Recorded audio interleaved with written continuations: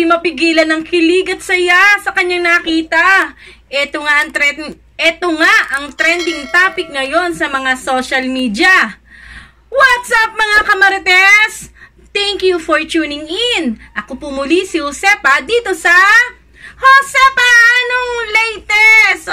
Eto nga, sa latest Instagram story ni Edward Barber ay proud na proud siya. Talaga namang mapapansin mo pa ang kilig ng kanyang IGS o Instagram story ang kanyang nakita sa taping ng Magandang Buhay. At eto nga, kasama niya si Labi Po. Yan.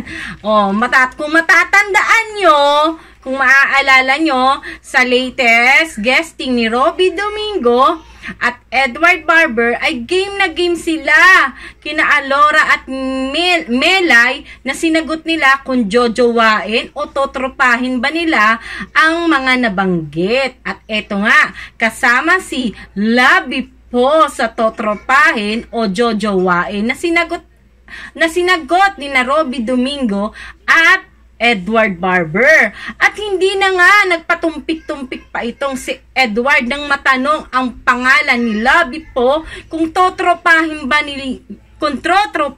niya ito o jojowain. Agad-agad sinagot ni Edward na jojowain niya si Labi Po kung magkasing age sila. Next, we have Labi Po. Uy! Jojowain, totropahin. Edward? Nung tinanong ko ang asawa ko niyan, jojowain kung siya? Kung magka-age kami, jojowain. Hindi mo talaga maitatago ang paghanga ni Edward Barber kay Labi Po, diba?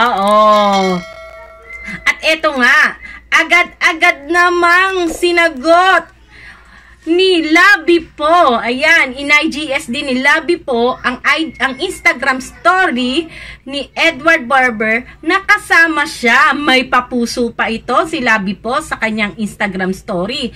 At sinagot niya rin agad-agad ito. At eto nga, sinagot agad-agad ni Labi Po sa kanyang Instagram story na may caption pa itong Happy Yarn!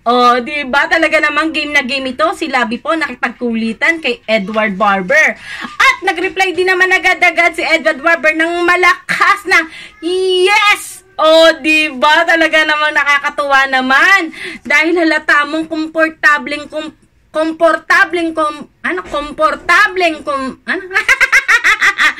take two!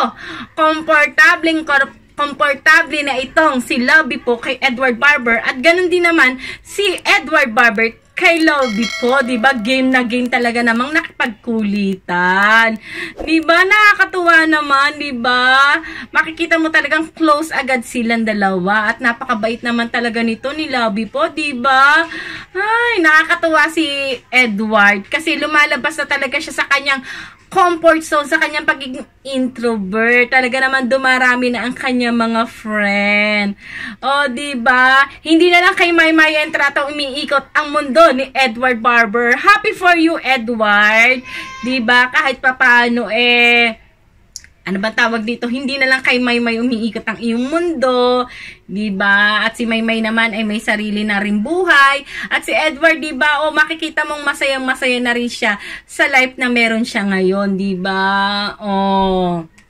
Paano mga kamarites? Ito ang latest update kay Edward Barber, ang pakikipagkulitan niya kay Labi Po. Yay! Paano? Hanggang sa susunod, sa mga hindi pa nakasubscribe dyan, huwag nyo kalimutan mag-subscribe at i-click yung ring button dyan para lagi kayong updated sa latest video ko. Okay? Don't forget to comment, ha?